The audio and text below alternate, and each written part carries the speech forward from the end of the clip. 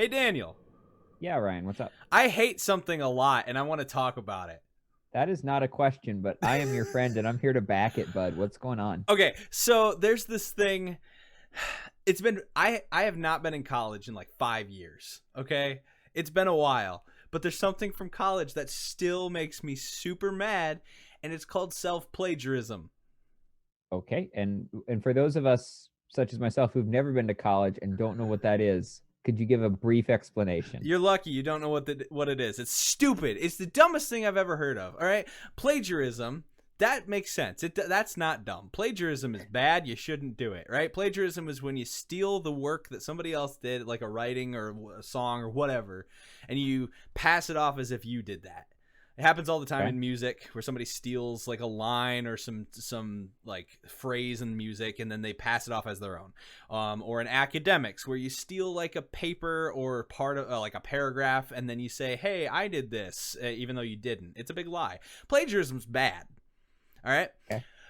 But there's this thing people would get in trouble for at my college. I don't know about other colleges, but I'm assuming it's a thing. And so I'm going to go off on it because it's dumb. Self-plagiarism. They had this policy that if you wrote something in a previous paper and then used that something in a later paper, you got in trouble because you plagiarized. It's my own work. I wrote that, you numbskulls. I did that. Wow, language, Ryan. We are really just laying into this idea. I had to censor myself. No, it makes me so mad. It's like, if I wrote it, if it's my idea, I can use it when I want to. So stop trying to censor my writing and make me do something else when I've already written my piece on it and I will use it when I want to. So self-plagiarism is the dumbest thing that I have ever heard of, and they can go eat a brick and go sit in a corner. I'm trying to be family friendly here because it's the dumbest thing I have ever heard of, and I'm still salty about it 5 years later. Don't at me, bro. Wow, that was quite an impassioned plea. I'm sure I'm shaking my desk because I'm so mad. It looks like there's an earthquake happening over in the Christenberry residence right now. I'm just wow. Okay. On a calmer note, if I have an idea and I want to express that idea a couple times in multiple classes or talking to you, maybe from the pulpit if I'm preaching, whatever. If I have these ideas and they're my own that I have formulated and I wrote them down, I should be allowed to use them when I want to because they are mine. You shouldn't be able to tell me that I can't. I would agree with that. I would agree with that assessment, Ryan. How is it possible to copy yourself? Well, that doesn't make sense. How do you copy yourself? Sorry, I don't want to. No, I'm not double dipping. I'm not going back in on this. I'm firing myself back up. We were on the precipice there, listeners. We were right there. Pull myself back from the edge here. Yeah, that does seem kind of oddly antithetical to the idea of, I don't know, like developing ideas. It's like you have to reinvent the wheel every time. Right, you have to just be continuously discovering or thinking about new ideas. Regardless of, it's like, oh, I've had this idea. Okay, well, I can never do that again, ever. Guess it's time for a new thought. I can't phrase it the exact same way, even though I think it's perfect how it's phrased. I can't use that sentence ever again. Gotta write it a different way. Get out of here with that garbage. What a stupid rule. Anyway. Right. Yeah, I could see how that would be frustrating. So, that wasn't a question. That was just something. It was not a question, but I and the listeners enjoyed being a part of that and really seeing. I hope at least some out there really empathize with my feelings on this. I mean, I haven't written a paper in years at this point, and it still bothers me. Oh, okay. Thank you all that you out there. Thank you, Daniel, for listening and for letting me get that off my chest. I feel so much better now. I feel lighter.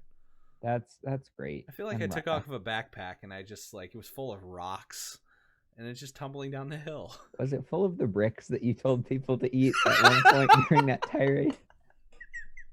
They never did. They never ate the bricks, so I had to keep them in my backpack. And now they've eaten the bricks, and the backpack is lighter. So much better. Eat the brick. Eat it. Now a brick of cheese. That sounds delicious. That does. Being Wisconsinites. That's right. Okay. Here's a question. Then we could like a short one we could start with here. Yes. If you had to pick a cheese, and that's the only cheese that you get for the rest of your life, what?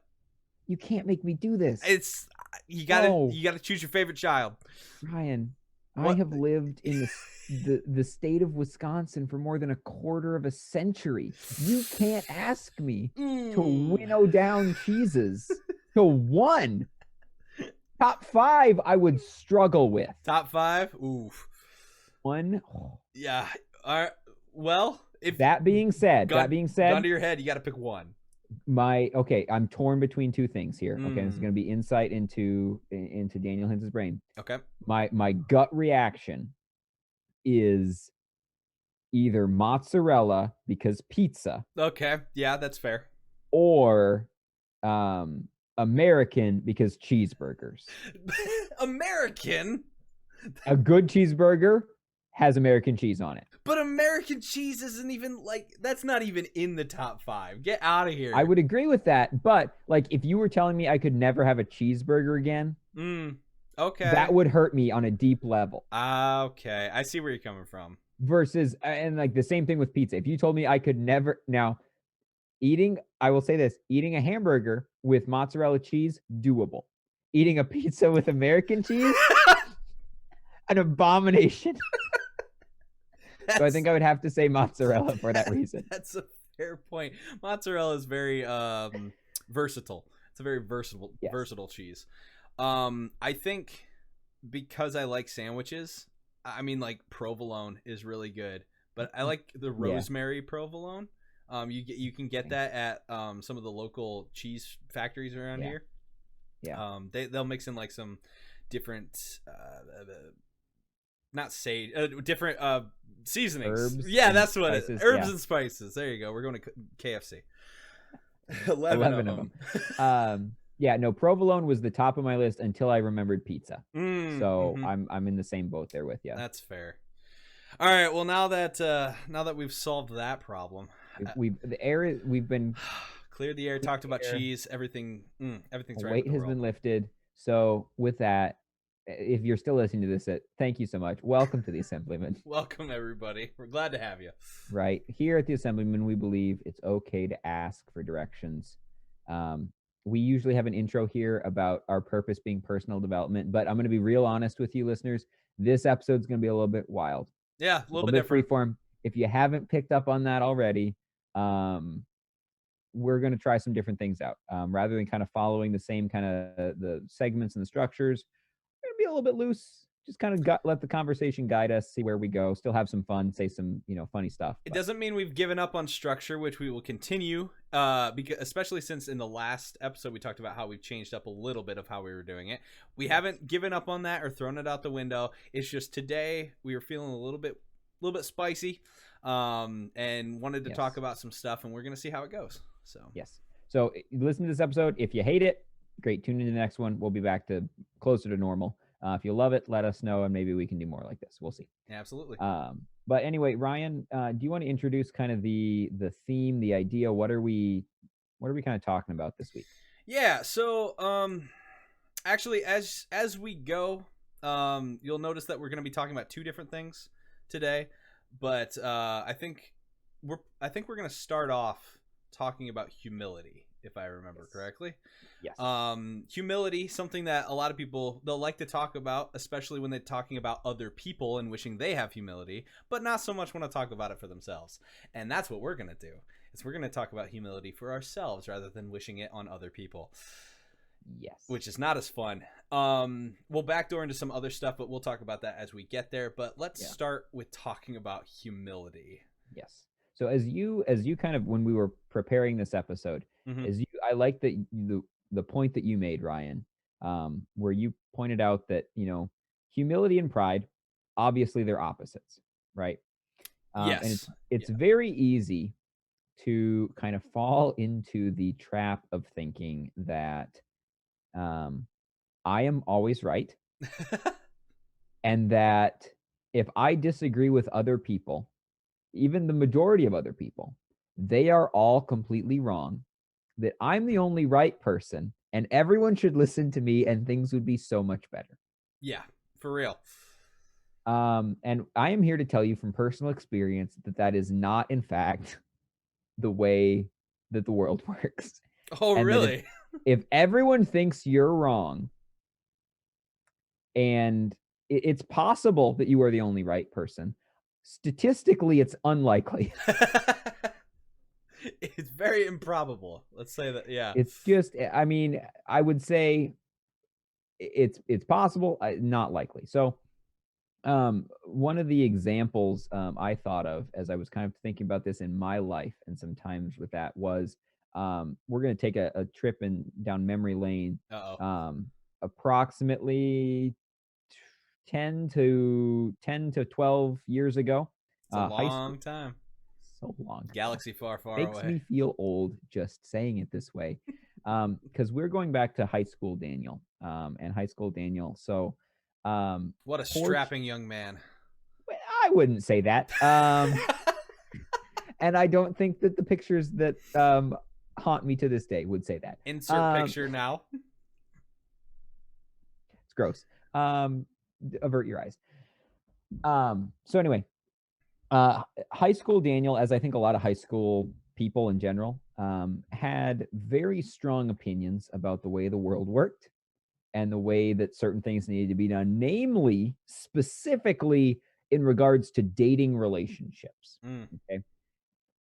High school Daniel was very strongly of the opinion that you should not be dating people until you are ready to get married, right? Because dating is the equivalent of shopping for like a purchase, and you don't go shopping unless you're ready to make a purchase. Okay, so that was the metaphor. It is not my own metaphor. It comes from a very popular book from kind of the tradition I was raised in. I Kissed Dating Goodbye. Maybe some of our audience has heard this. Did you get him on sale? This is the clearance rack. I'm sorry. That was immediately where my mind went to. No, that's dating once you reach like age 30. Oh no! Listening audience. Listen, I do not share the the opinions expressed do not necessarily reflect the actual opinions. We just say stuff sometimes. Right. Anyway, where was I? This episode's the wheels have fallen off. No. It's fine. It's freeform, remember? So, high school Daniel had some opinions, right? You should not date at all in high school because you weren't ready to be married in high school. Mm-hmm. And I had lots of anecdotal evidence. I had kind of this whole thesis that I had kind of crafted about how dating should work and how this, all of these ideal relationships that was supposed to work 100% of the time. Because in my head, it worked 100% of the time because it was logical. Now, the problems came when this logical, perfect ideal entered the real world, where there are human beings who are not always logical or rational, and where the world isn't perfect.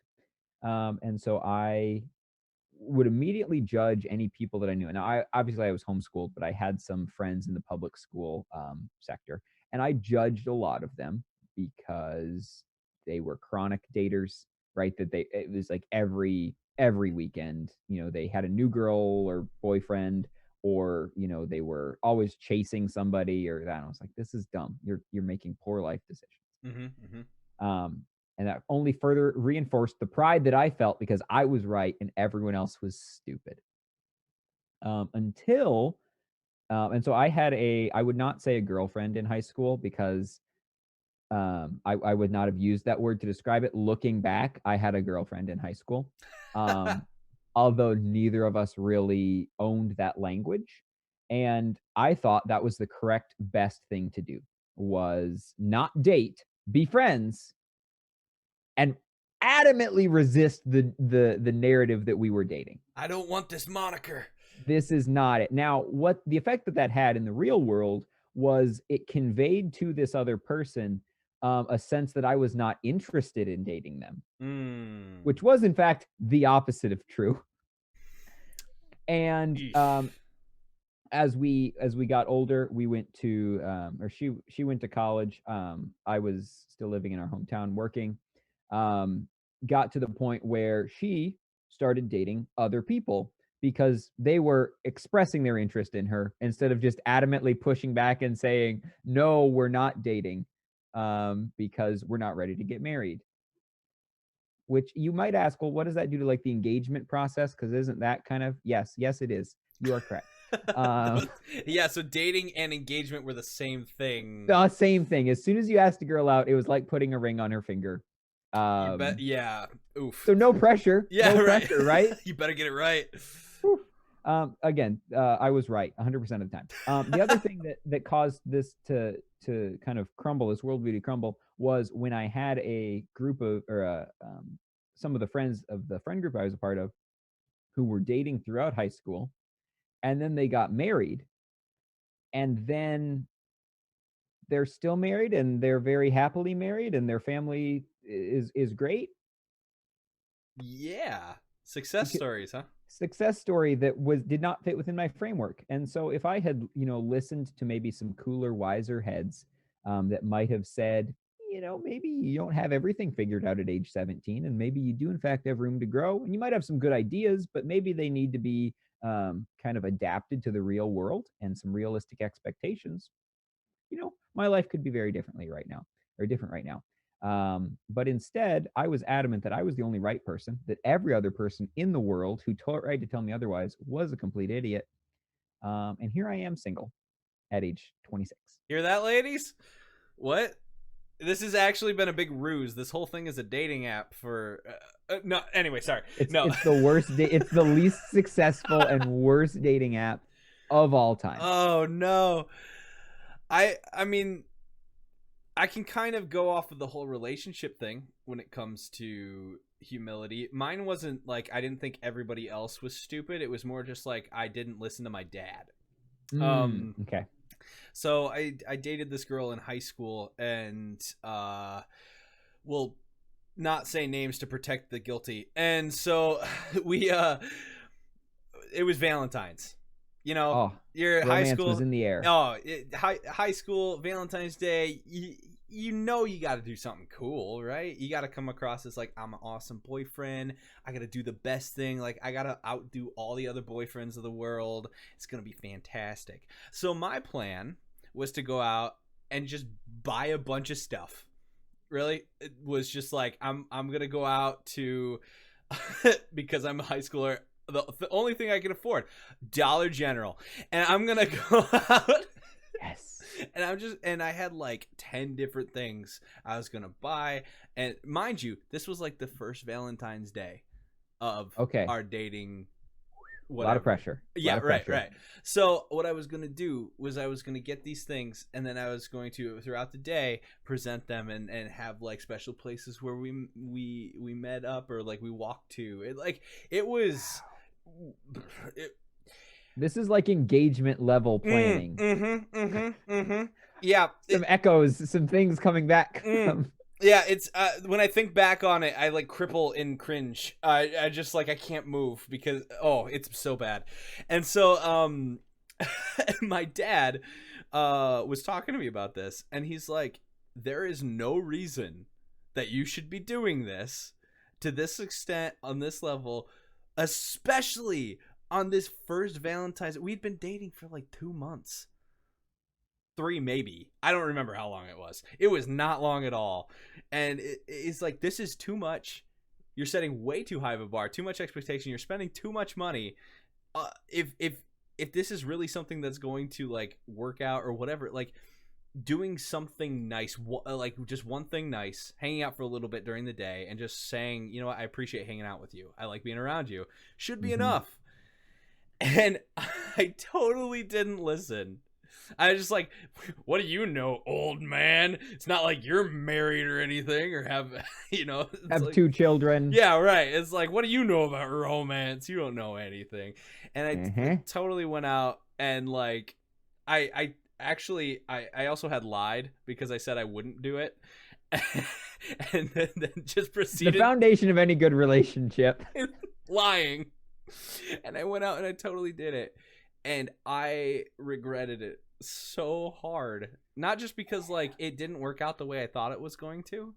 I'm not dating this person, nor am I married to this person. Wow. And I spent that money, not gonna get it back. And I lied to my parents. Like everything about this situation, just looking back, was like, oh, I thought I was being romantic, but oh man, right. you are the cringiest high schooler. What a teenager, right? Wait. Teenagers. I've offended people over age 30. Let's offend the people under Let's age offend 30. the teenagers. Like but I don't think it's offensive. I think like you get it. Yeah. It's awkward. It's weird. Yeah. I looking back on that almost over a decade later, awkward, weird. Oh yeah, totally. Not enjoyable. I work with teens weekly. I see this stuff all the time, and I watch these things happen, stuff like this, and go, they are going to remember this for years to come and cringe about this very situation. I laugh about it now, but I'm just like, oh, this is going to wake them up at 3 a.m. 5 years from now, and they'll just be like, what was I thinking? The answer, you weren't. You were not thinking. Exactly. You just weren't.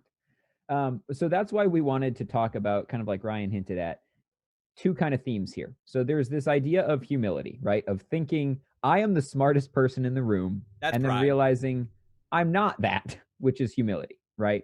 Recognizing that. Yes. Recognizing that you are not the smartest person in the room, recognizing that there may be things of benefit that other people can teach you, or that you can learn. One thing about humility that I think we should just like say outright is, I think I can't think of an opportunity where it would not apply. So I think 100% of the time it requires some sort of sacrifice on your part. Right? Sure. Humility requires a sacrifice of like, I want to do something or I think something and I need to put that aside. What I want, or like thinking I am right, it requires like, it's like being prideful is very selfish. It's almost like a self-sacrifice to be to have humility. So it is difficult. Yes. Yeah. Humility. I agree. The other thing that we kind of wanted to wrap in there was this idea of listening to wise counsel. Yes. Like Ryan's dad, my parents. Right. Just these people who actually have more life experience than you have. And there is a temptation sometimes to think, well, they're old, they don't get it. Or like, they're not me, they're not in my situation. Okay, but they may have been previously. And even if they're not, in your specific situation, they haven't walked in your shoes specifically, there are just kind of general principles in life that, again, especially when you're younger, you just don't always really see to the full extent. I would argue that you always don't see to the full extent. Very true. That's very true. Yeah. Because you haven't been there yet. Right. You haven't been there. And again, kind of like with mine, all of my wisdom, quote unquote, in high school was based on these hypotheticals, right? It was based on a perfect world that didn't exist, and how basically I was trying to make the world perfect and conform with kind of my view of it. And so I was ignoring reality, basically, in terms of, or in favor of this idealism that I kind of created. And so sometimes you just need someone who has lived in the world a little bit longer to be like, oh, hey, that's not how things work. Like, wake up. Being a youth pastor and all that, like, there were times growing up where I would look at people in leadership, especially in the church, and I could name off some like specific examples, but we would be here all day. And I would look at it and be like, I would do it so much differently, and I would do it better, right? Because that's the temptation is like, well, if I was in charge, I would do, I would do it better. I'd be more qualified, yada yada yada. And I can think of specific examples where I've been like that. And now that I'm actually in a position where I'm in charge, I have actually found myself, because of things behind the scenes that other people don't know about, doing similar stuff to those that before I looked at and went, why would you do it that way? That's the dumbest thing ever. And now I realize why they did is because there was so much behind the scenes I didn't realize. Yes. And now I look at it and go, wow, they were actually acting pretty wisely. Right. But from my limited perspective, it looked foolish. So Yeah. you know. Yep. Yeah. That's and so like it kind of like again we were saying during the prep, the story that immediately comes to mind. And again, we're not doing like a look at this guy segment this time or anything, but the story that comes to mind from the Bible is with Solomon's son Rehoboam. So Rehoboam, here we go. What a great name. For those of you who might not know, Daniel, would you explain, the story behind Rehoboam? Yeah, so basically the idea is, so there's King David, right? So he is kind of the king. Everyone really likes him. He's the golden boy. Yeah, he's a great king. And then when he dies, his son Solomon becomes king. And Solomon kind of has a lot more material success than David did. So David had to fight a lot of battles. There were a lot of wars.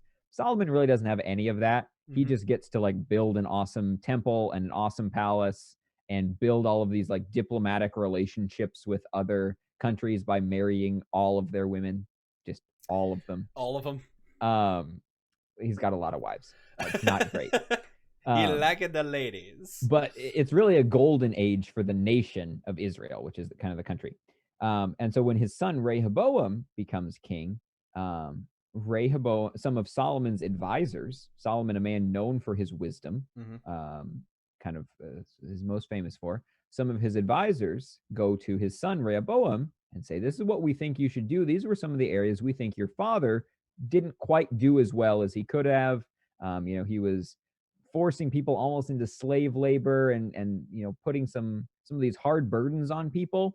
We think you should back that off because that wasn't great. Right. Rehoboam says, okay, I'll take that into consideration.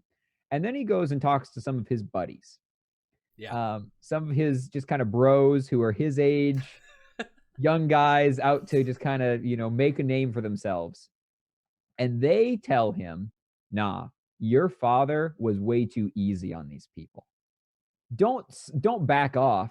Instead, you need to come out even stronger, right? They tell him like, tell the people that your pinky finger is as thick as your father's waist, that he disciplined you with whips and you're going to discipline him with scorpions, right? Really instill fear in these people so they know you're not someone to be messed with. That's how you win them over.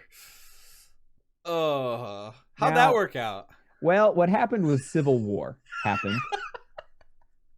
And the country broke in half. Literally. And Rehoboam got the smaller half.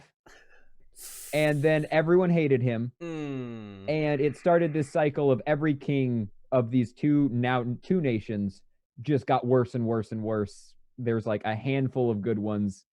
Everyone was awful. Did not go well. It was a bad time for all. And the lesson from that I've always taken is be careful whose counsel you listen to, right? There can be people who think it sounds like they're giving you good counsel, but do they really have the context and the perspective to know what good counsel means? Ryan and I have conversations all the time where we kind of, talk to each other about stuff that's going on in our lives and kind of hash through some things. But I also, someone that I talk to on a weekly basis is my dad. Like I talk to my dad at least weekly and get his perspective on things. Right. Because I don't ever want to get stuck in a bubble where it's my opinion and then people who agree with my opinions and there's no outside influence that has any more perspective or that it has any more wisdom, and it's just me. To bring it into the real world, that is happening all over social media. I guess if you were to draw a real world, like, relevant lesson from today's podcast, is if you're finding all of your information, your worldview, how you are living your life from specific circles on social media, stop, because it's not benefiting you. Most of the time, I would say 99% of the time, it's an echo chamber. You're getting the same feedback over and over. You put out stuff. I've noticed that because, like, you can mute people. Like, let's give Facebook for example, right? You can mute people on Facebook, right? And if you get sick of people on Facebook, you mute enough of them. The only people left are the people you agree with, the people that are, on your side, Right. and that doesn't benefit you. It just it divides. It divides. It separates. And I mean, you want to talk about civil war? We might not be physically at war in this country, but ideologically, spiritually, theologically, we've been at war forever. We are absolutely at war, and all that's happening is on social media right now because it's very tribalistic and it's very echo chambery. It's like I want to collect as many people around me who think like me and talk like me as possible. It's making it worse and worse as the days go by. Mm-hmm. Because that just leads to if the only people that I have any communication with are people who think like me, mm-hmm. it means that my perception of the people who don't think like me is entirely based on my imagination or supposition mm-hmm. or straw man arguments. I was just about to say that. Yep. Where I am imagining what they must think and what they must be like because I don't have any personal interaction with them because I've cut them out because I disagree with them. I've generalized them to the point where it's a caricature of who they really are. Yeah. So how do you know you're in an echo chamber? Well, I would say this. If you are not in your day-to-day life, or consistently, I should say, if you are not consistently confronted with ideas that are different than your own, you might be in an echo chamber. Yep. Absolutely. And here's one more thing to be cautious of in that mentality is when you start to divide where you have your group and then the other group, a huge temptation, and many people fall into it, is to think that you can't learn anything from the other side, from somebody else that thinks differently than you. There may be right and wrong. Somebody might be right, somebody might be wrong. But if you discount that entire person's ability to speak into your life, have any sort of wisdom to offer you at all, you're now throwing the baby out with the bathwater. And it's like there's nowhere to go but war with each other at that point. Like it's just like this person is now an enemy of how we should think, rather than like, oh, this is a person, hey, I might not agree with them in this area. They might be wrong in a certain area, but they might actually be right in others that you're not. Yes. Yeah. Kind of like the point you made just a little bit ago, Ryan. No one has like the whole perspective, right? Like nobody, no matter how long you've been around, you might have more of it, but no one has all of it. And so as soon as we start assuming that, our side or we individually know everything and have everything figured out, we are very prideful. Yes. And we are cutting ourselves off from any real source of wisdom that the others, that people who think differently from us might offer. Yep, absolutely. So that was kind of rambly. That was a lot of, I think, good information. I enjoyed having that discussion. I think it was good because just like, I don't know, it's just, I've seen it more and more, and it's really, I've been really down lately because of everything that, all this backlash and people fighting back and forth. It really stinks, man. Yeah. And that's why I haven't been on like social media. I'll look at Facebook just for the messages and stuff, but like actually being a part of the social media sphere, I'm trying not to, because it infects the way that I interact with people on a daily basis. And I would rather interact face to face now and just try and build those relationships than nameless faces on the internet that I would be tempted to generalize. I don't care. Yeah. I don't want to do that. Yep. And I don't want to give them the ammo to do that to me. Right. All right. Well, we've talked about some serious stuff here. I appreciate you guys if you're still listening. Thank you for hanging out with us. And if you have any any thoughts on this, any opinions, put them in the comments below this video, or you can email us. What's our email again? Let me tell you, Ryan, it's been so long. It has. Our email is the Assemblymen podcast.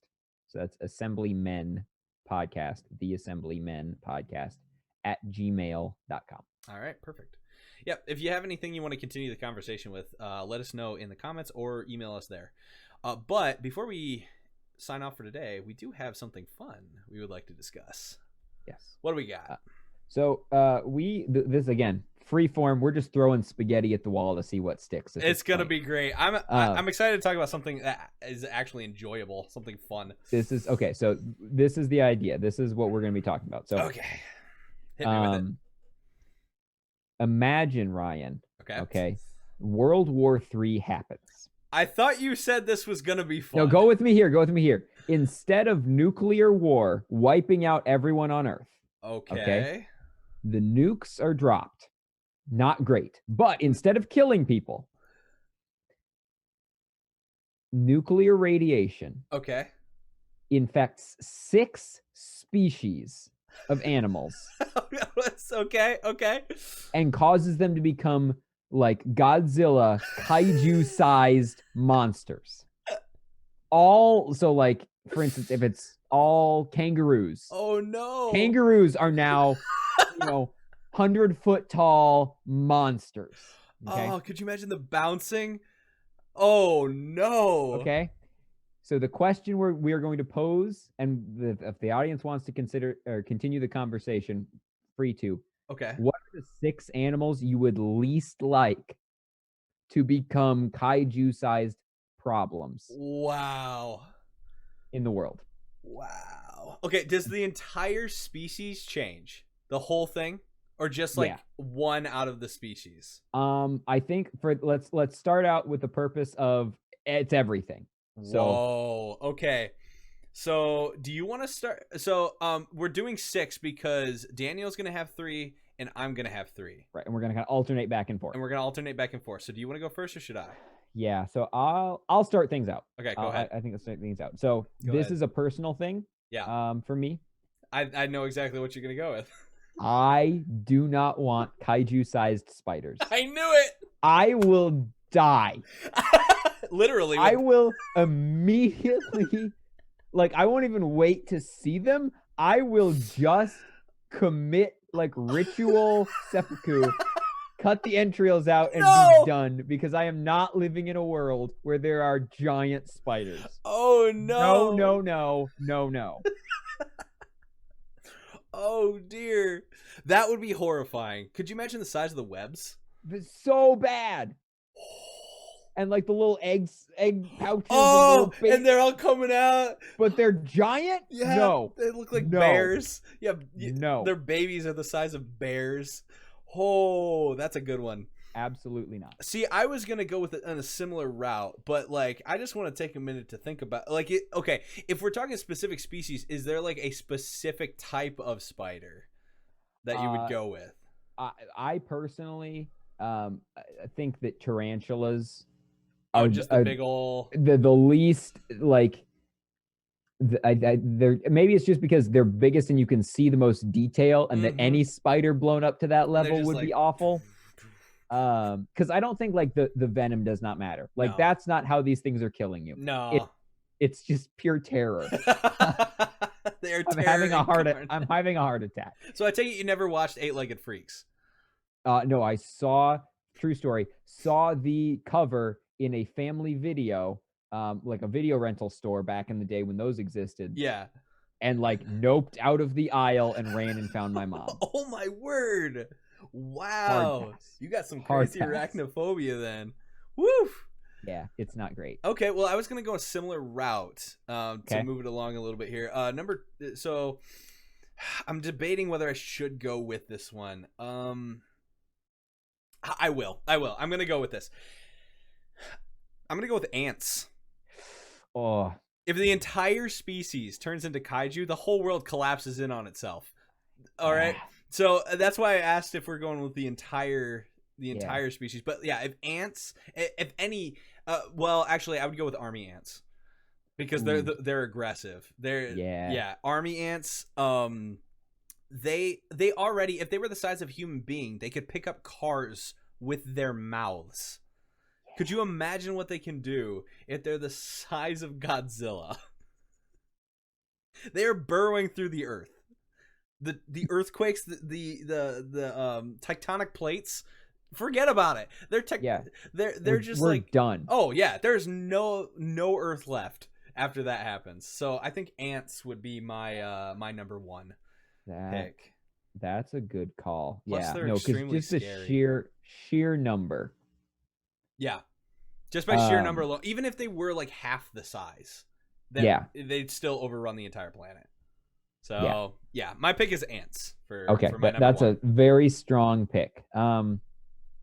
See, it's hard not to just go all with insects. Right. Let's because- split Yeah. it up a little bit here. Right, because I'm thinking like anything with a shell. It's Yeah. like, what are we gonna do? Blast it with a tank? Oh, cool! It does nothing. Because I was thinking like horned beetle, like those ones with the huge noses. hornets. Oh no. So bad. Okay, but I'm gonna purposely not pick more bugs. Yeah, let's okay? say we have the insects out of the way. Let's see if we Okay, do like some other insects stuff. done. So I think the next thing, the first animal that came to mind, is Kangaroos. Oh, well, it did. Kangaroos are terrifying. That- and yeah. a giant kangaroo would be awful, but they're also all just on Australia. That's and so true. I feel a little bit safe. they here in already North deal with America. stuff like that. Yeah, yeah. that's just a day in the life. I think that a like a crow, Ooh, that's a like good pick. a flying mean dirty bird Dirty bird. that can just pick you up in its talons Wow. at any moment. That's a good pick. I didn't even think about that. Terrifying. Yeah, and like that brings a whole new perspective to the movie The Birds. Right. If they're like dinosaur-sized creatures. They're like pterodactyls. Wow, that would Yikes. that'd be horrifying. Okay, let me think if there. Oh, okay. Let me stick in the same category then. I'm gonna stick with birds. Okay. I got a couple that I'm thinking through here. Oh man. Okay, there's about 3 that I'm stuck between, but I think I'm just gonna go with my gut. Okay. I'm gonna go with ostriches. Ooh. Ostriches are extremely fast. Like Yeah, they they're are. extremely fast, Yeah. and their kick, the kick of an ostrich is strong enough to kill a lion. And So that's normal size. that is That's a normal size. Yes, size ostrich. that is a normal size ostrich. And so if you multiply that to the size of like the Empire State Building, that thing is taking out entire cities and can run across continents in like half an hour. Like, yeah, ostrich is my pick for birds. That's a good pick. They can't fly, but they don't need to. They can just jump across the Atlantic. Right. They could probably walk across the ocean because they're so stinking tall. All right, so that's birds. I like Okay, it. So we birds, we bugs. got spiders, ants, crows, and ostriches. Ostriches. Okay. So we got my one more. Yep. last pick. So I'm torn. Obviously, there's a lot of reptiles that would be Mm-hmm.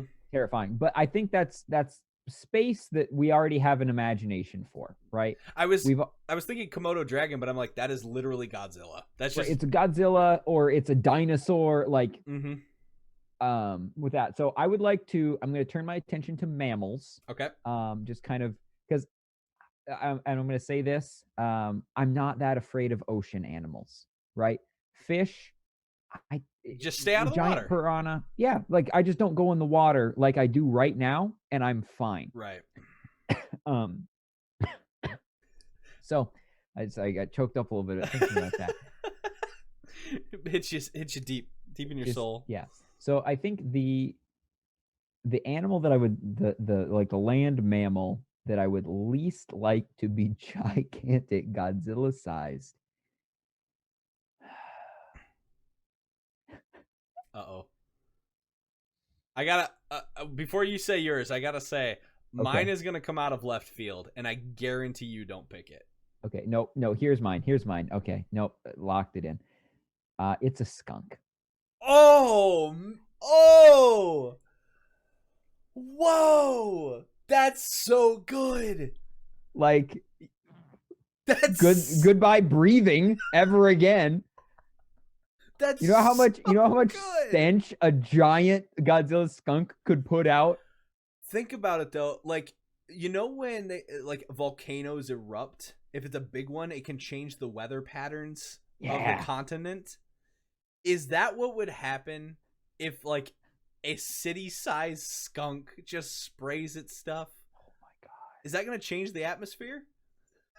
I think so. Destroys the ozone. I think so. Like we're all just dead. Wow, that Like remember how there was a joke going around, like a meme about like the cow farts and the changing the methane. the methane. This is that on a macro level. Oh, that's so good. I would have never in a million years. That's awesome. I like that pick a lot. All right. Well, okay. I got my last one here. Okay. I don't know if this counts, so we'll have to talk about it. All right. But if they were the size of Godzilla, I think it would probably be the most terrifying living creature to be that size. Out of all of the creatures. Okay. A water bear. Have you ever heard of a water bear?